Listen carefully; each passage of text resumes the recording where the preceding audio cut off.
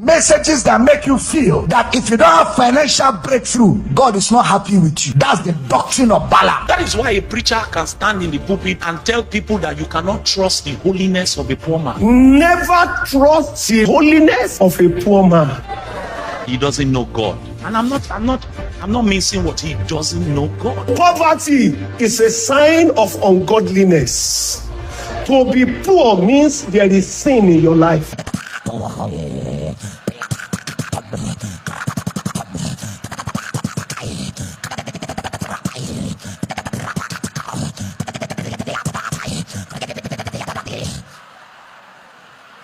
Ìlọsíwájú, prosperity, ìṣerere, ìlọ́rọ̀, ìlera. Just go ahead. Somebody asked me, why is it that in your church they don't talk about, rapture? It's not that we don't believe it, but we are not sent to preach it. They shall spend their days in prosperity. I have never begged. I give God glory for it. I've never visited any member of this church since inception. Yes. Poverty is a sign of ungodliness. To be poor means there is sin in your life.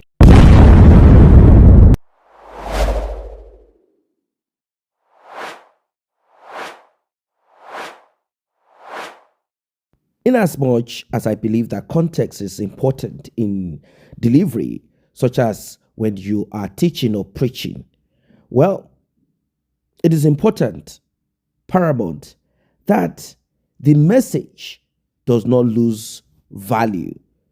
It does not lose the message, if I might want to put it that way. What exactly are you trying to say?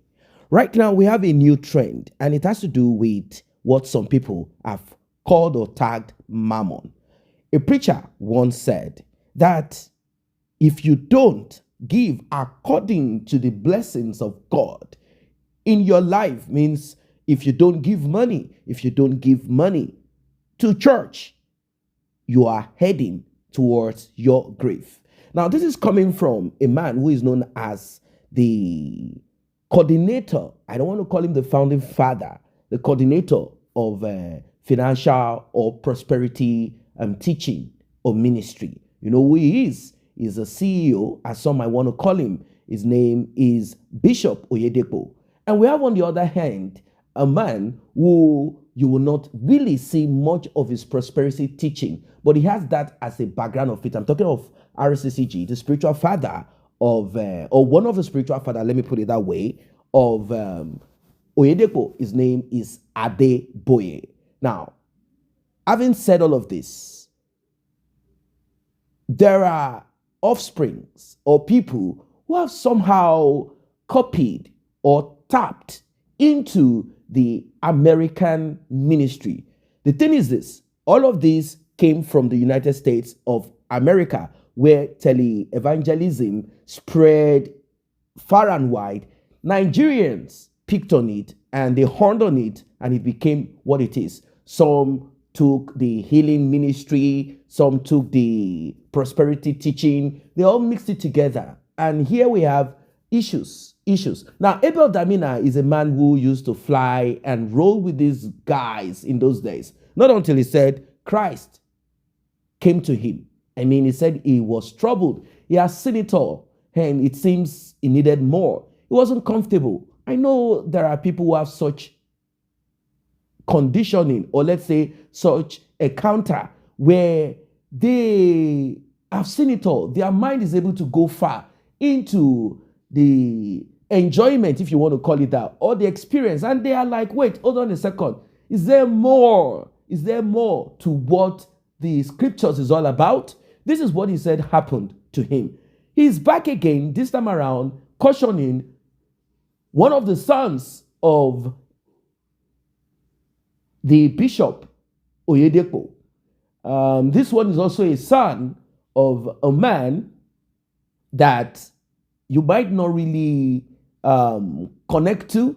This is a man who became popular due to some scandal that happened. They talk about how he molested or how he took advantage of a young girl back in those days. His name is Fato Imbo. Now, this pastor of his is becoming kind of popular now. His name is called Korede. He said, and I quote, "Do not trust the holiness of a poor man." Now, I know this is debatable.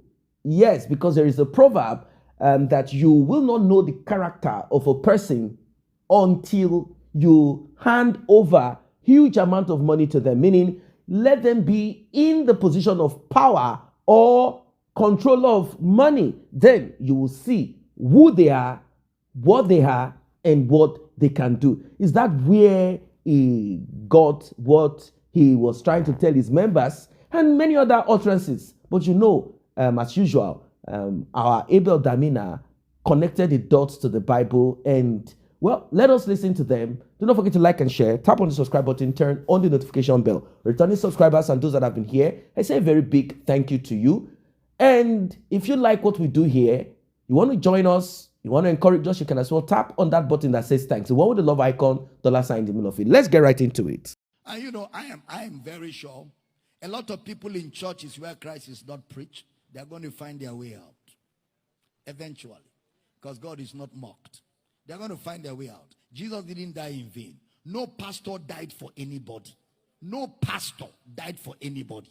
So if a pastor has locked up members in the four walls of a building and is messing up with their minds, as we keep preaching and praying, as we keep preaching and praying and pushing the messages on social media and pushing the messages on radio and television, the shepherd of the sheep knows how to connect the ones that are sincerely seeking him with the word that is going out. How many of you understand what I'm saying? There's an exodus. Can stand in the pulpit and tell people that you cannot trust the holiness of a poor man. It's not every man of God that can make you prosper. There are those of us called by God with the mantle for wealth, riches, and money. And to be a member of Kosa Global is to be tabernacled and resident under a grace that fabricates, manufactures wealth, riches, and money.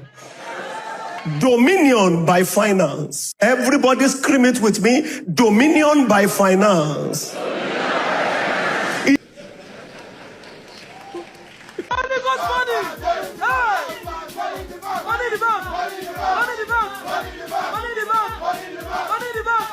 It's very clear that dominion is our mandate. We are to dominate above only and not beneath.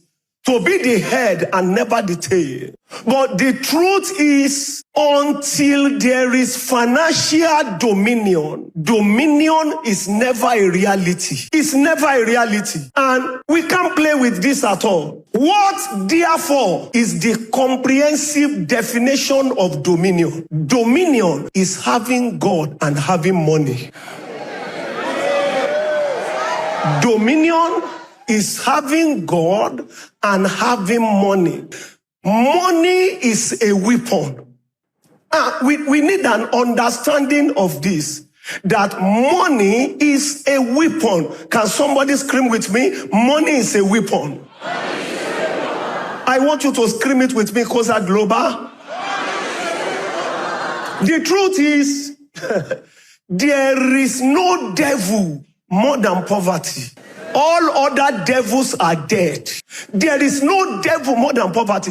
The torture, the agony, the pain, the setbacks that comes from poverty, only Satan can give it. So therefore, poverty is the real devil. For God to tell you that I wish above all things that thou mayest prosper. You know the grace of our Lord Jesus Christ. For your sake and my sake, he became poor. A lot of people now live under perpetual fear. A lot of people live under perpetual torture. There is no sickness more than poverty. If you have a problem that money can solve, you don't have a problem. If the problem you have, money can solve it, then you don't have a problem, because money is the problem. There is no way dominion can be a reality without monumental finance. If you will be a man, I beg you, kukuma be a rich one. Life dey pepper for a poor man. Oh. A poor man? I'm not saying women should be poor, but marry a rich man. Hey. It's like you don't believe what I'm telling you. You can't be a man and you are poor. Life will condescend on you. You lose dignity. Even before your children. Nothing rubbishes as it were a man like poverty. There is no glory in it. No color in it. No dignity in it. I hate poverty the way I hate Satan. I hate it. Job 36:11. If they obey and serve him, they will spend their days in prosperity and their years in pleasure. It is written here, if you obey and serve God, you will prosper. You will prosper. You will prosper. So poverty is a sign of ungodliness. To be poor means there is sin in your life. Unfortunately, people think it is those that are rich that have sin in their life. Never trust the holiness of a poor man. Listen, you can't carry girlfriend. The resources are not there. You can't go to Dubai and buy a house and keep a woman. You don't have the money. Anybody that has money and serve God is truly holy.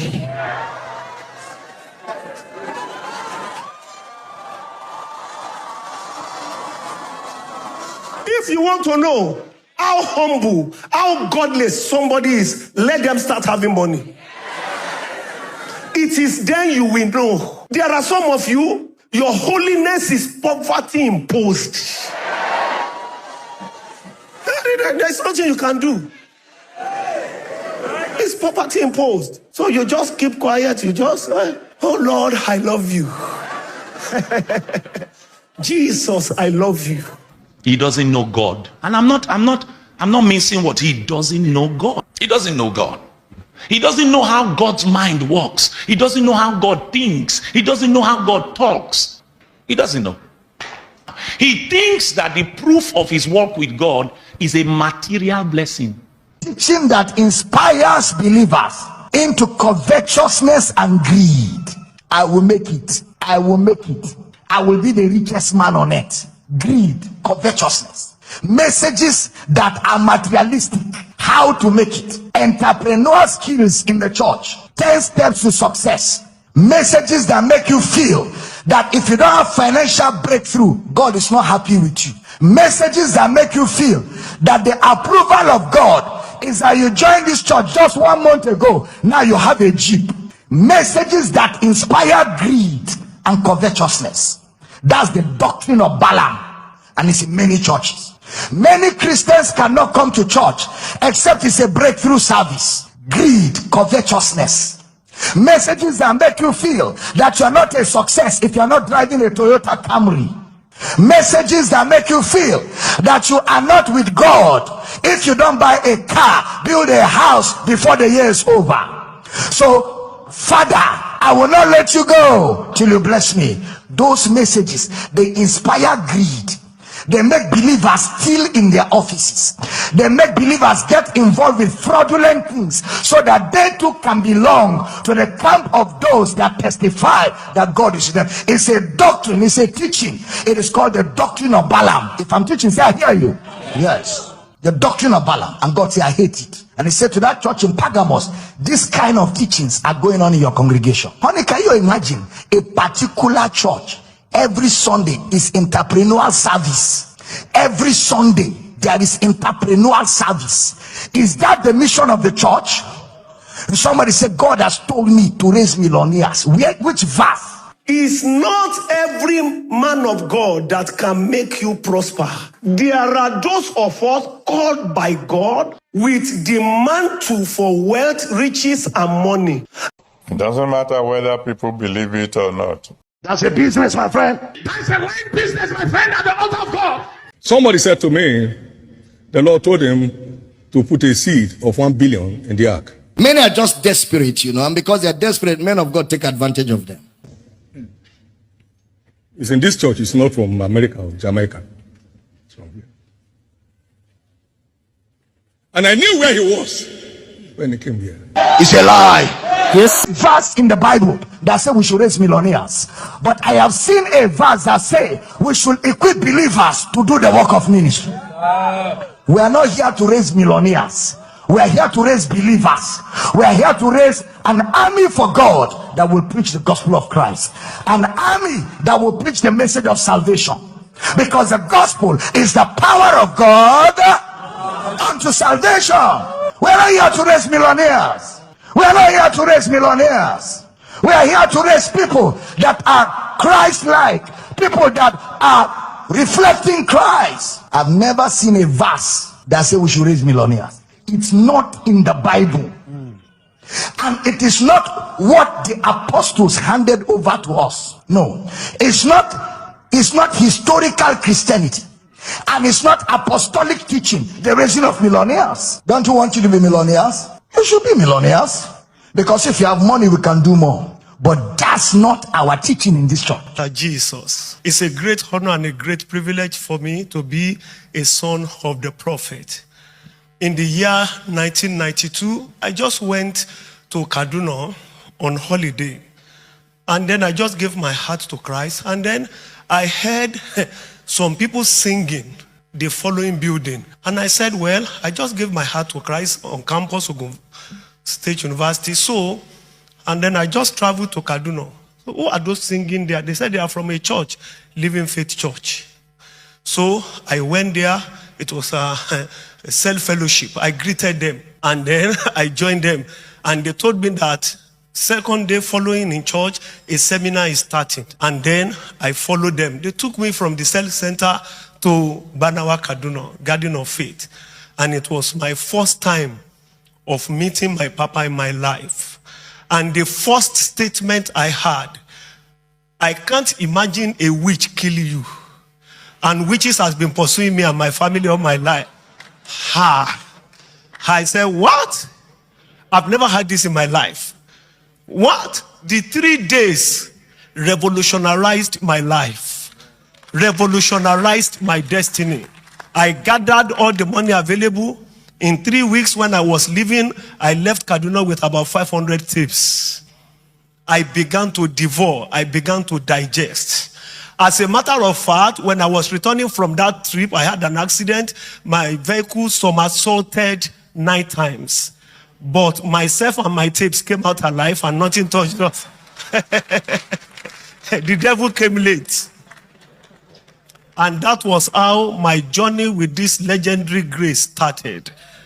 And until I finished from school, went for my NYSC in Jos, and then from there, God said to me, I should go under my father, Bishop David Oyedepo, and then until he released me into the work we are doing now. To the glory of God, it's been monumental. It's been exponential. It's been exceptional. It's been unusual. It's been unlimited. We replicate and duplicate the exact grace of God upon our Father. The call to ministry is not a meal ticket. The call to ministry is service, is sacrifice. The Bible tells us the Son of Man came not to be ministered to, but to minister and give his life a ransom for many. Then Jesus said, if I, your master, went through this route, you have no other route to go through other than this. So a man of God is not a superstar. A man of God is a servant who is called to serve the people of God, the grace of God. So you don't have to have a private jet. And even though I have nothing against private jets, but that doesn't define ministry. The definition of ministry is the word and prayer. You know, I keep telling preachers, if prosperity was all that it is to the gospel, then God is partial. Because there are fishermen across the river who cannot afford anything like prosperity. They are just struggling to get fishes. And a pastor has to be sent there to pastor those poor people. And he has to live among them and be with them for life. And that pastor, because of the people around him and the community where he is, there's no way he can ever buy a jet. To even get a car could be a problem. And he will have to stay there and manage among those people to pastor them. Does God hate him? No. So there's nothing like prosperity gospel. The gospel is the message of Christ's death, burial, and resurrection. And sometimes in preaching it, we lose everything and we stay where God has sent us.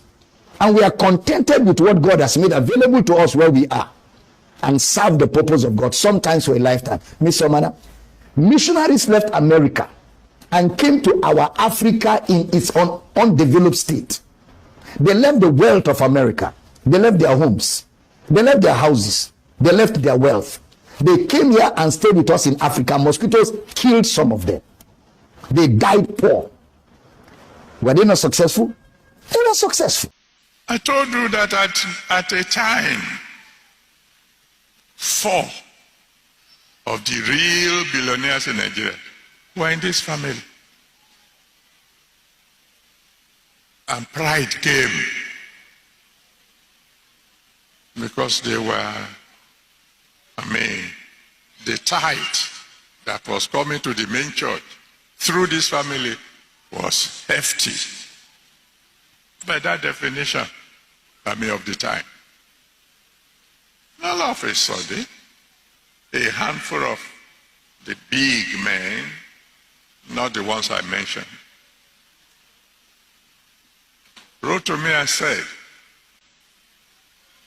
every month you must give to us an account of how you are spending our tithes. Matters of monetary calculation and imputation.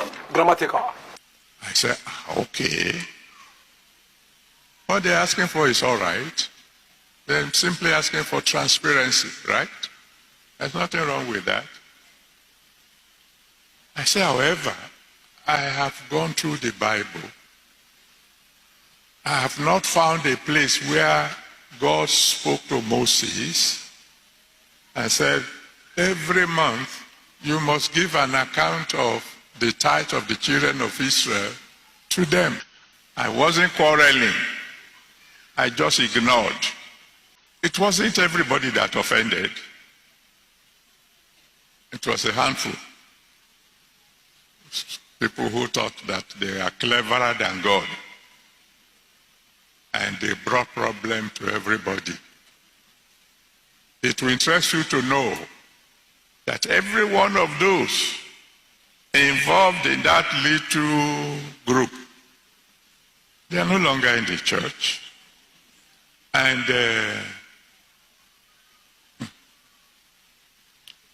they are not where they ought to be. Let me just put it like that. You must release to the level of his blessings on your life or on your way to the grave. Welcome back. Welcome back. That is insightful. Very deep.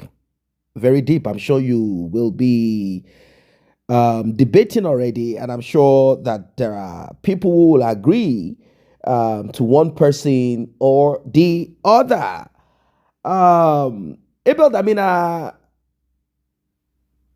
has set his face and eyes on the direction that he wants to walk, and he is not turning back. He is trying to remove, or let us say, he wants us to be aware that prosperity, making of money, is not part of ministry. Well, we've been told several times that certain people are called for this, and we do not have the same call, even though Abel Damina has made it clear that there is only one calling, and the call is to talk about Yeshua HaMashiach and nothing more. I know there are other attachments to teaching and preaching of the gospel. In fact, Michael Oropo once said that we have the branch of the apostolic, and we also have the branch of the evangelism, which is the part where you canvass people or connect them to salvation. And we have the apostolic. We have the apostolic where certain prophetic manifestations are expected, and that gospel is so big. It is not just preaching and asking people to be saved. There are other aspects of the gospel which I agree to. Let us be sincere. We are dealing with human beings here, and since we are still spirits trapped in a body on this earth, mortal human beings, we have needs, and many people cannot differentiate that part of them, the social life and all of that, from their spiritual journey. They want it to be connected together. That's the truth of it. After all, these teachings and let's say serving God in general should reflect in your social life, should reflect in basically everything that you do. But the thing is people do not have the ability to create a balance. They do not know when they are going astray. If I act this way, wouldn't it be against what? It's because of the doctrines that your church came up with, and that's a huge problem. Churches come up with doctrines apart from what is in the Bible. They come up with doctrines. That doctrine is, to them, they believe that this doctrine will help members to further connect. It is more like helping God or adding to the scriptures. Now, talking about wealth, talking about money, talking about poverty, it's a very serious thing.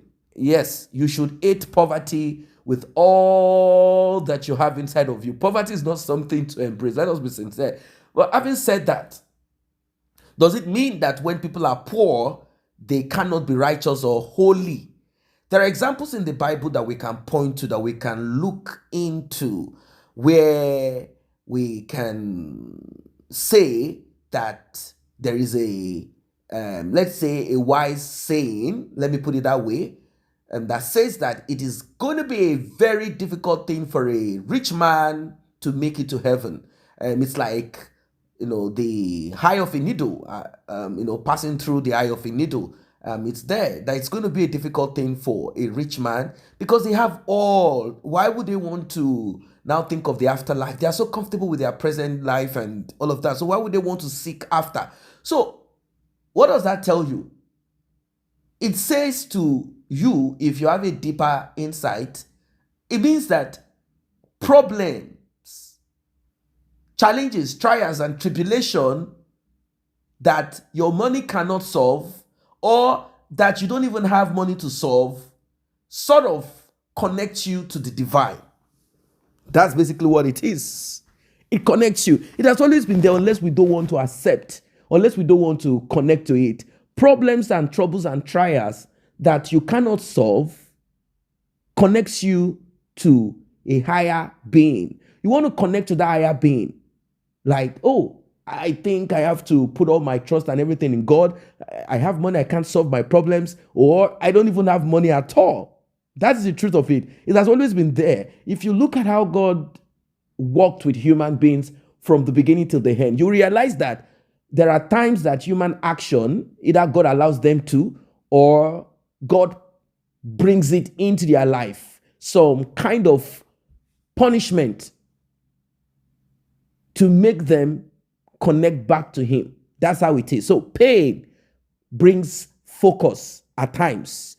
That pain could be the loss of a child, health crisis, or whatever, or some form of oppression. In fact, I've heard from some prophets talking about their personal journey. They said, look, there was a time that I had prayed. I had dealt with the ancestral spirits and the covenant that my ancestors had made with idols. I had dealt with this, dealt with that through the journey of my life. Then came this part that I needed to deal with. We had a witch in our family. Oh, that witch is my auntie. That witch is my wizard is my uncle. That witch is my father's wife. Blah blah blah. My stepsister, my stepbrother, and all of that. We have this witch. And I said, now God, I want this witch. I want to. You've given me the access spiritually. I have now come to that consciousness. I can now command. I can now wield power. But God told me, that witch, I will give her covering. Can you imagine the mystery of these things? I will give this witch a covering. You cannot take the life of this witch. But one thing is certain, that witch cannot access you and your children. This is more like a covenant. And you know, this thing about covenant, it could be that that covenant will be upheld even if the cleric somehow is not in line with God. anymore. It could be that it's a covenant and God will retain that covenant. And also, very important, they will continue to tell you the reason why God told them that this witch cannot be deleted, unalived. They will say that God said, this witch must remain in your family to deal with those that have refused to focus upon me. Can you imagine these things? Now, you know how this witchcraft of a thing works. They don't die and go with the demon operating inside of them. Doesn't matter if it is aquatic witchcraft or the flying one or whatever. They transfer depending on the kind and type of witchcraft that they are into. Is either it's hereditary, the one you can only pass down to family members, or the one that you can just get one person here and there and put whatever transfer into them. So it means that that will continue in that family to deal with those that are not willing to do the will of God. So now, poverty. This pastor, he has made it clear where he's coming from. He's coming from a man whose mandate is to teach and build and raise billionaires, trillionaires, and all of that. I do not have problems with making of money, although Abel Damina is making it clear that this has nothing to do with church. Somehow, he might be speaking in line with, he said he has searched the scripture that there is no place, nowhere in the Bible where any of the apostles, or even in the Old Testament, anywhere that God puts this as a prerequisite, or God puts this as a law, or as the job of a cleric to raise millionaires and trillionaires. But then, having said that, does it mean that God cannot give personal people the job and mandate? How? By building them up to be entrepreneurs, to be coaches, and then bringing them into the ministry so as to raise millionaires. Let us be sincere. You need some of these things. But then maybe he felt like, you know what? These things are not needed in the church. We are not called for this one. What we are called is for salvation of soul. You can get your business, entrepreneur, or whatever field you are into, you can get all of those knowledge out there. God has made, it's just like saying, I'm a Christian, and you fall sick, and you say, a doctor that is not a Christian cannot treat you. A nurse that is not I can't do business, I can't bank with an industry that is not a Christian, stuff like that, you know? So, Abel is simply saying, get your knowledge and every of those things in the secular world out there. Here is solely for Christ. We are not mixing business, having this business, Christian business meeting. We are not having that. Not every Sunday will be a day to preach and teach only on how you can make money, trying to motivate people on how they can go look for money. The thing is this, those clerics that teach these things, they always need you to be covenanted to them. That's how they roll. They encourage you, they push you, they press you, they tell you this is what God gave to them. And you going out there, either as a politician, stealing or whatever you want to do, or making money in the right way or whatever way you want to go around making it, you must be covenanted, you must bring the money to church. By so doing, pastors become rich, like at Oyedepo. They become rich. They become extremely rich. And they don't just ask you to come bring the money. They put in covenant and they put in fear.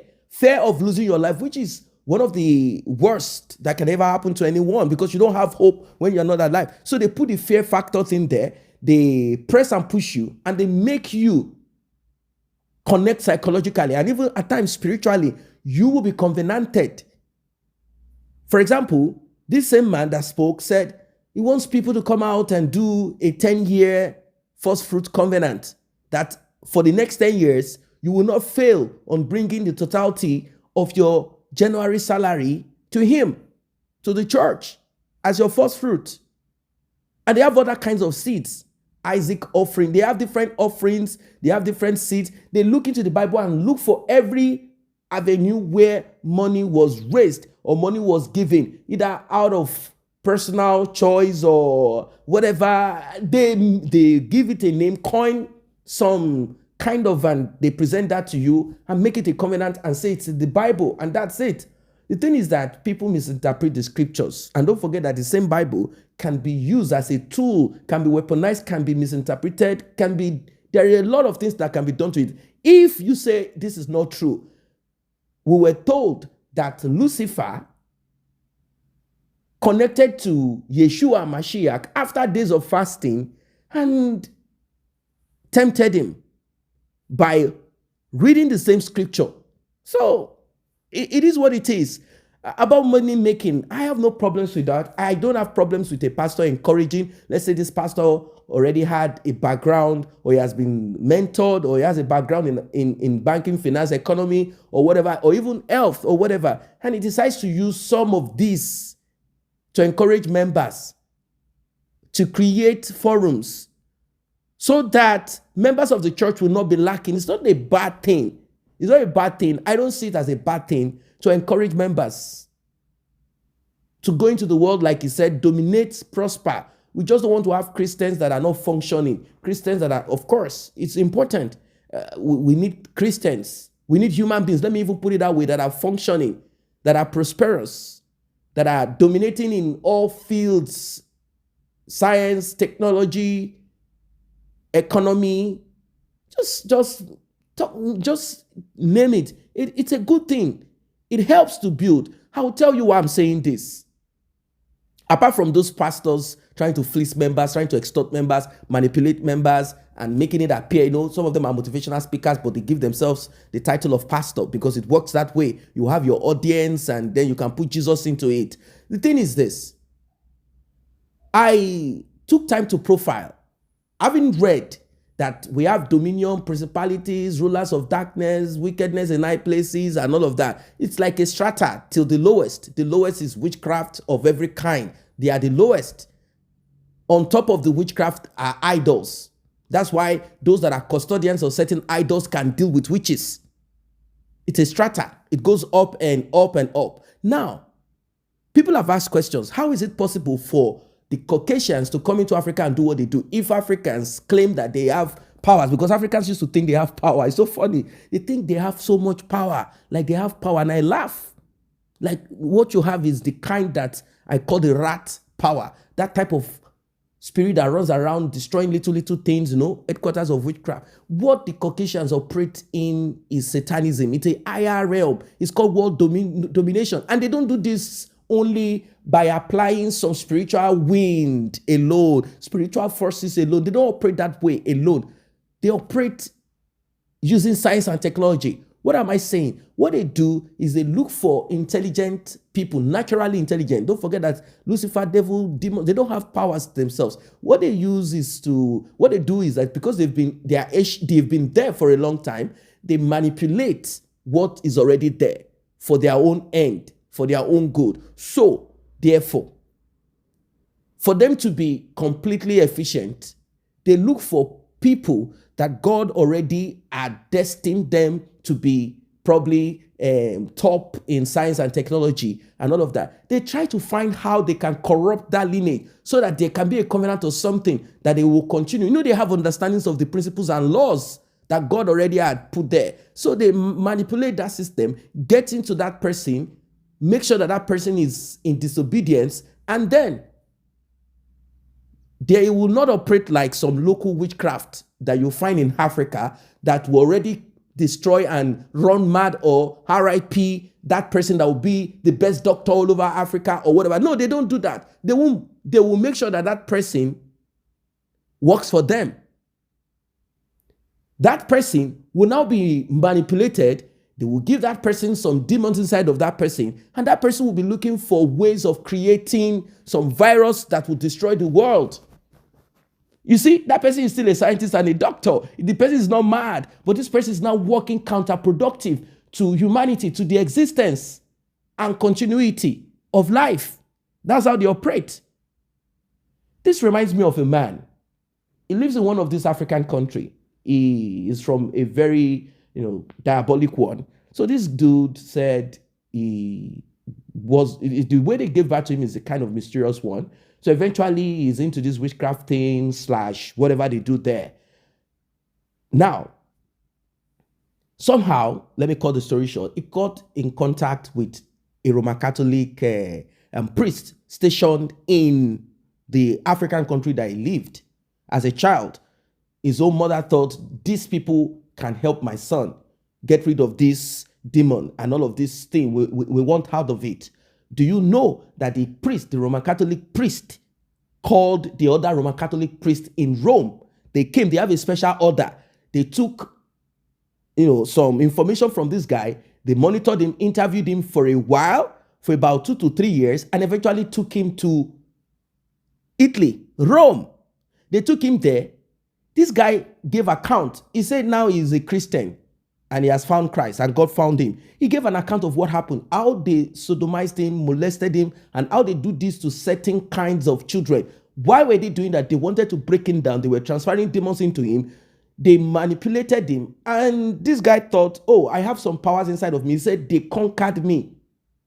He said, these things are happening. He talked of Italy, he talked of Malta, where he went. These are parts of the European, headquarters of these things. This guy started talking about gatekeepers. He said, these guys operate satanism. He said, these guys are talking of world dominion, not some witch running one person mad in the village here and there. He said, these guys are operating differently. And you can see it manifest physically, how they go to different parts of the world, like India, that practices a lot of Buddhism, conducting some kind of demonic. They went there. The British, they went there and dominated it. They did what they did. Now, some might say it is in the big plan of God to put an end to certain practices in certain places. It could be true. But what this guy said at the end of the day shows that these people are more into dominating.